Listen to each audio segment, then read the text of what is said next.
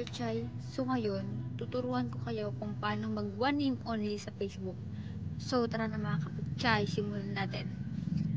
Siyempre unang-una, kailangan natin mag-download dalawang apps. Punta mo tayo sa Play Store. Ang i-install natin mga kapitchay, yung Indonesian VPN. Ito mga kapitchay. Install natin to. Sunod naman ay itong Open VPN. Ito mga kapitchay. Ito siya mga kapitchay. Hintayin mo natin yung isa. Bilis lang naman yung mga kapitchay.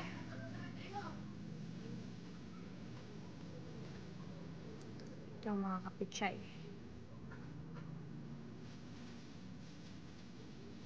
Kailangan mga kapitchay dalawa ang ating i-install.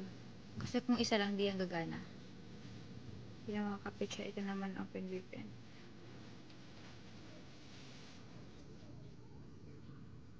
Hintayin lang natin. Mabagal ang wifi.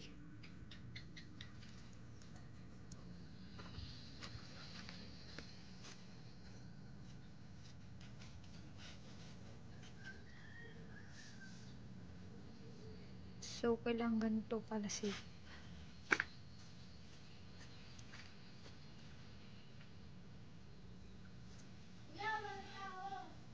tagal.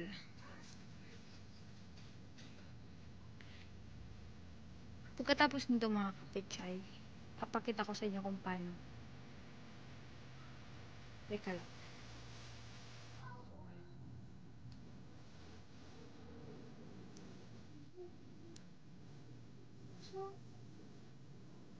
Hintay-hintay lang tayo mga kapitchay.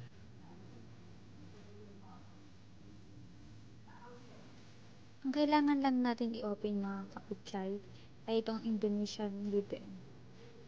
Tignan natin.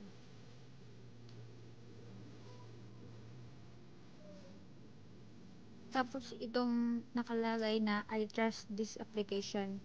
Pinutin natin to, gawin natin check. Okay na natin. Kailangan kasi yan mga kapitchay. So ito na. Pipindutin na natin to. Hanggang sa okay natin to. Nakita natin to mga kapitchay yung VPN. Connect, wait. Tapos pag nag-connected na yan, okay na yan. Pupunta tayo sa Chrome o sa browser. Okay, connected na siya mga kapitchay. Bakit natin? Punta tayo sa Chrome.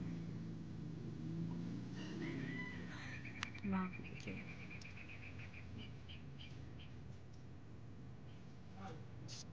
Search natin yung Facebook. Punta lang tayo sa settings. Mga kapitchay. Settings.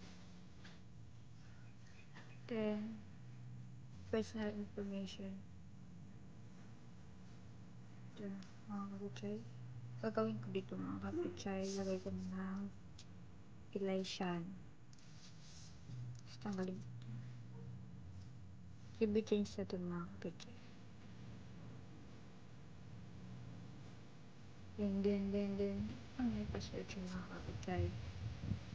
Wait lang natin mga kapitchay. Okay na mga kapitchay. Tignan natin ha. Tignan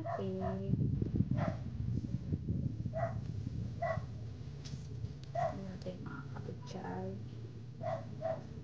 Okay na siya mga kapitchay. 1 year na siya. Sana nakatulong po ito sa inyo. And kung di pa kayo nakasubscribe sa aking YouTube channel, please subscribe. And para lagi kayong updated sa mga susunod kong videos, click nyo lang mga kapitchay yung bell. Thank you! Mwah!